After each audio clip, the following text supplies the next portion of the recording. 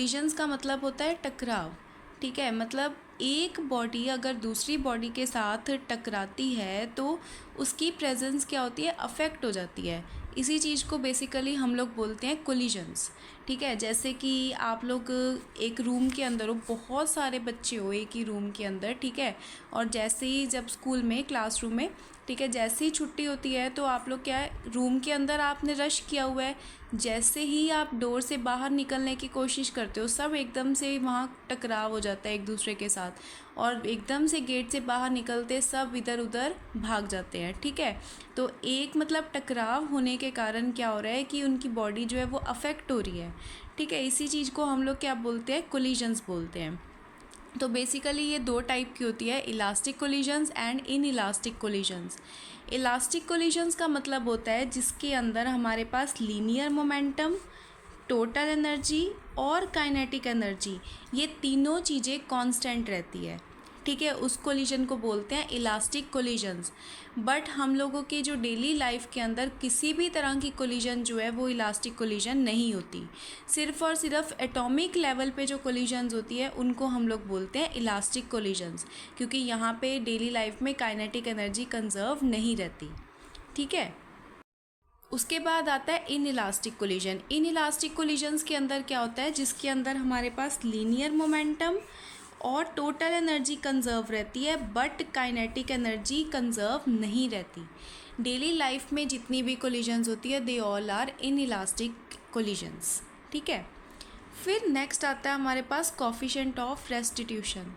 Coefficient of restitution के अंदर क्या होता है, ये हमें बताता है डिग्री ऑफ इलास्टिक और इन इलास्टिक कोलिजन, मतलब कि कोई भी जो कोलिजन है वो कितनी इलास्टिक है या कितनी इन इलास्टिक है। इसे हम लोग डिनोट करते हैं ई के साथ, और इसका फॉर्मूला होता है रिलेटिव वेलोसिटी आफ्टर कोलिजन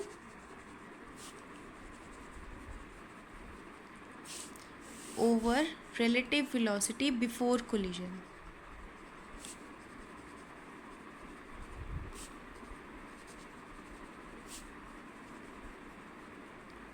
ठीक है। सपोज़ करो हमारे पास इस तरह से यहाँ पे दो बॉडीज़ है, एक बॉडी जिसका मास m1 है, एक बॉडी जिसका मास m2 है। इनिशियली ये मूव कर रही है with velocity u1 and u2।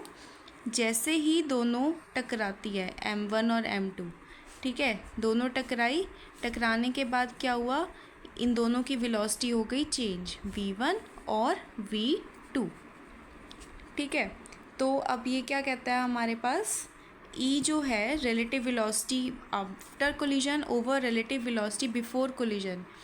After collision है v1 और v2, ठीक है। और हम लोग ये मान के चल रहे हैं कि हमारे पास जो u1 है that is greater than u2। तो इसका फॉर्मूला बनता है हमारे पास मॉड v2 माइनस v1, ठीक है। चाहे आप v1 माइनस v2 कर लो, इट हार्डली मैटर्स क्योंकि हमने मॉड लगा रखा है। और ओवर आफ्टर बिफोर कोलिजन वाली velocity u1 vector minus u2 vector, ये इसका फॉर्मूला है। अब इसके बाद क्या होता है, अगर E इक्वल टू 1 है तो ये हमारे पास होती है perfectly elastic collision. Perfectly elastic collision. अगर E लेस देन 1 है तो वो होती है इन इलास्टिक कोलिजन। ये MCQ में पूछे जाते हैं क्वेश्चंस, ठीक है। और अगर E इक्वल्स टू 0 है तो ये परफेक्टली इन इलास्टिक कोलिजन है, परफेक्टली इन इलास्टिक, ठीक है। Perfectly in elastic collision basically क्या होती है कि जब बॉडीज़ आपस में कोलाइड होती है और एक दूसरे के साथ चिपक जाती है, उस कोलिजन को हम लोग बोलते हैं in perfectly in elastic collisions, ठीक है। आई होप ये वाला टॉपिक समझ आ गया होगा। Thanks for watching.